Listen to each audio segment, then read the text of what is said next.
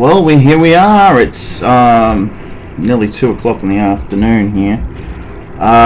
Saw night slash morning slash day, whatever you want to call it, is over. We finally saw the final chapter, or is it?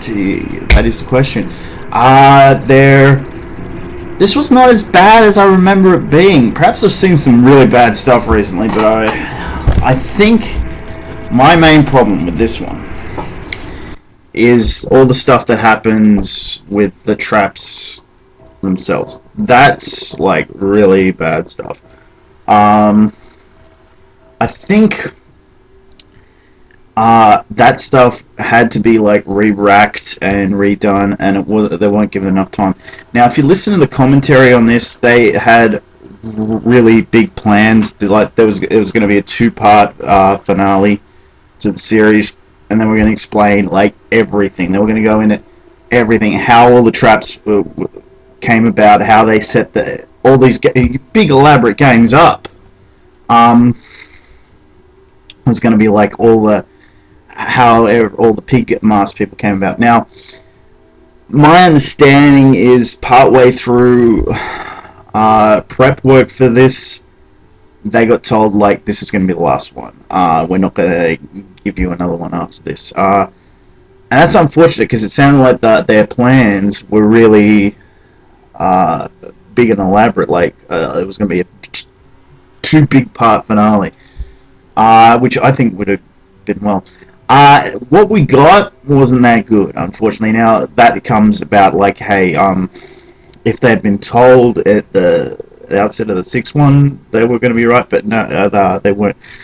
Basically, what happened is Paranormal Activity happened when Saw 6 came out, and a lot of people went and saw that, and unfortunately, that ate into significant amount of what Saw 6's profits would have been. And that, unfortunately, that's a really good one. So I've seen Paranormal Activity, and it wasn't that good. Saw 6 was better. So, but I think like people wanted something a little bit new, or they weren't really worried. Like they knew there was going to be another Saw next. Yeah, but so I think the problem is that got a lot of things got changed at the final planning stages, and that's why we got such a bad run. So now I want to get into briefly what I want for the eighth installment that is coming. I've got to say, we really need to see a flashback to what history there is between Lawrence Gordon and Costas Mandylor's character, Detective Hoffman. Tobin Bell, as far as he goes, I think we're going to need him at least for the next for it if they're bringing back the original crew. So we need Tobin Bell, Costas Mandylor, and Cary Elwes, at least for that. Behind the scenes, I would like to see the original guys come back and like sort of give their 2 cents in. But if that not, then the people that were behind the majority of the rest of the series, we've got to have some original creative teams behind that. Because I really would like to see a spin-off, see a send off for this part of the series, and maybe like a reboot at the same time, like finish off what we've got here and then reboot and go in a new direction. But the credits are nearly done. Yeah, and I think I've given pretty much what I wanted. I did not buy this on in 3D or Blu-ray because I didn't want that. So yeah. As far as send-offs go, like the traps themselves were not that good. That's like I said. I think the only reason, had I little changes I would have made to this. The wife. I thought about this while I was watching it. I would have had the backstory in the flashbacks revealed at the end that that he met her at that group. Like, she's a fellow Jigsaw survivor. Uh, yeah, and in a similar sort of situation to what Shawnee Smith's character was, and that's how they met. Like, it was one simple trap that she was able to get out of, like, pretty much unscathed. And that sort of thing, like, maybe something like that too. Yeah, and have that revealed, and thus she does not die, and like it's revealed. This is a whole setup, like, this was like, in order to explain why Lawrence wasn't able to save Jill Tuck, he was the one observing all the traps.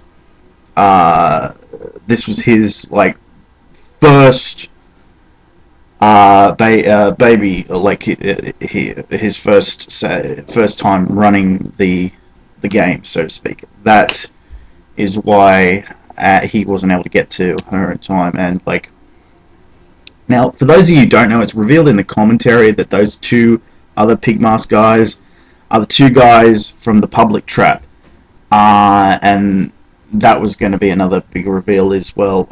That trap was originally going to be the finale, and they were going to pan back, and it was going to reveal it was that the whole thing was a trap. The whole thing was actually this part was like all the flashback, whole thing, yeah. So unfortunately, we didn't get that. Hopefully, when we get the continuation, we get some of the some answers that were supposed to be revealed in this one and the next one, and it is sort of a big comeback thing, sort of to end off and continue on, continue on in a new direction, like wrap up things and then set it up so we can go off in a new direction, get a whole new saga going. Yeah, so that's my thoughts on this, and I've talked about a lot of those things before, but yeah, I'm stoked. I think after the Hunger Games is wrapped up, the next year or whatever, we're going to be getting Saw coming back, because we're not getting any more Hunger Games after the next one, so I imagine that's what's going to happen. And you got to remember too, I think Lionsgate has a special place in its heart for Saw, because that's really what got them going. I don't know if it's what made them necessarily, but I think it's what got them going. Like, so I doubt they're just gonna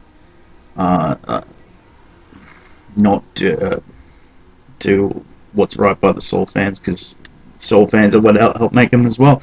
So yeah, those are all my thoughts and everything. This is probably the longest one, because I'm talking about a lot of things.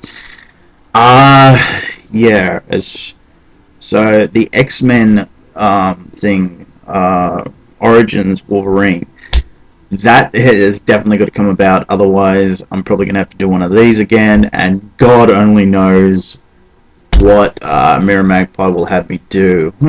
He has threatened before to make me watch all the Mighty Ducks movies back to back, but that wouldn't be too bad for me. It's a lot of nostalgia wrapped up in there. The other thing he's threatened to do is make me watch the last 2 seasons of Smallville all back to back, and then review each season after I'm done. Yeah, so he's pretty diabolical.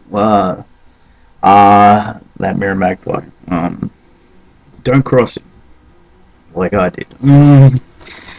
So yeah, that's it, guys. Thanks.